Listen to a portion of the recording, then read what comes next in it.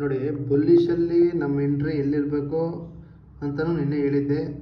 Target ಯಾವುದು ಅಂತಲೂ ಹೇಳಿದೆ. ಎಕ್ಸಾಕ್ಟ್ ಪಿನ್ ಪಾಯಿಂಟ್ ಟಾರ್ಗೆಟ್ನ ನಮ್ಮದು ರೀಚ್ ಮಾಡಿದೆ ನಿಫ್ಟಿ. ನೋಡ್ಬಿಡೋದು, ನಾವು ಇಲ್ಲೊಂದು ಪುಟ್ ಆಪ್ಷನ್ನ ಬೈ ಮಾಡಿದ್ದೆ, ಇದು ಕಾಲ್ ಆಪ್ಷನ್ ಸಾರಿ.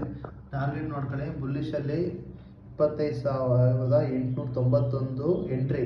ಟಾರ್ಗೆಟ್ ಬಂದು 904 ಒಂದಿತ್ತು. Second target 930. ನೋಡಿ, ಇದೆಲ್ಲ ಆದರೆ ಸಿಮೆಟ್ರಿಕ್ ಟ್ರಯಾಂಗಲ್ನ ಟಾರ್ಗೆಟಿಗೆ ಹೋಗುತ್ತೆ ಅಂತ ನಾನು ಅನಾಲಿಸಿಸ್ ಮಾಡಿರೋದು. ಇದಕ್ಕೆ ಬ್ರೇಕ್ಔಟ್ ಕೊಟ್ಕೊಂಡು ಇನ್ನೂ ಈ ಟಾರ್ಗೆಟ್ಗಳಿಗೆ ಹೋಗಬೇಕು ನಿಫ್ಟಿ ಅಂತ ನನ್ನ ಅನಾಲಿಸಿಸು. ಸೊ ಇದ್ರ ಮುಂದೆ ನಾನು ಟ್ರೇಡ್ ಮಾಡಲ್ಲ.